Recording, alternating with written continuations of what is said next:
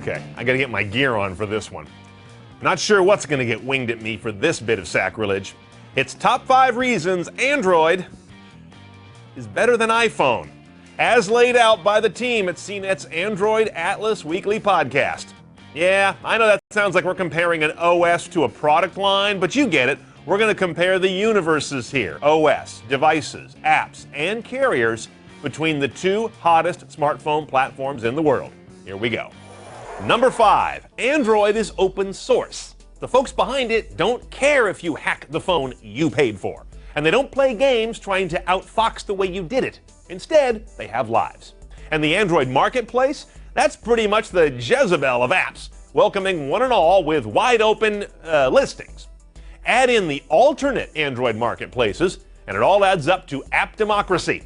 Now, yes, that does mean you can get some lousy, buggy, scammy apps, but you and developers are treated like a bunch of grown-ups in the Android world, not like you're going to a daycare. Number 4, real multitasking. Yes, iOS does multitasking now, but not to the true degree Android does. Apps there are free to do their thing, like programs on a personal computer. And yes, as with a computer, it means you can run into some conflicts, but see Note 1 above about daycare. Number 3, Adobe's Flash. Android phones support it, Apple's don't, and won't. It means your Android phone can hit the web, all of it, with a browser, not a custom app for each website you want to run well on your phone. Website apps aren't always cool innovation. Sometimes they're just baggage. And with Android, you don't have to use them. Number 2, handsets. Lots of them. There are something like 80 Android phones and counting. Apple has 2. Really, 1.5. Simplicity's worked well for them, but then again, there's that choice thing. Android has choice of features through all those handsets. Features you want, features you don't. Choice of a real keyboard or just a pretend one on the screen. Choice of a device with removable battery. Memory expansion slot. You get the idea. As we see everyone adopting smartphones, can 1 or 1.5 devices really fit all?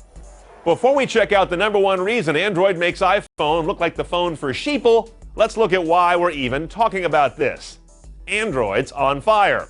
In the US market, it outsold iPhone in Q3 of 2010 to grab 44% of smartphone shipments against Apple's 26%. That comparison, unthinkable a year ago. Globally, Android shipments are up 1,300% in a year to 20 million worldwide. Apple still dominates in the number of apps available, but where do you think that trend line's going to be going? And finally, the number 1 reason Android is better than iPhone, really, is carriers. That pesky choice thing again. Android phones are on a bunch of carriers. iPhone is and always has been just on AT&T. And even if you're one of the 6 people who've never heard the constant complaints about AT&T's network, you still might not want to move to it. Maybe you just like your carrier. Well, they've probably got a good Android phone waiting for you.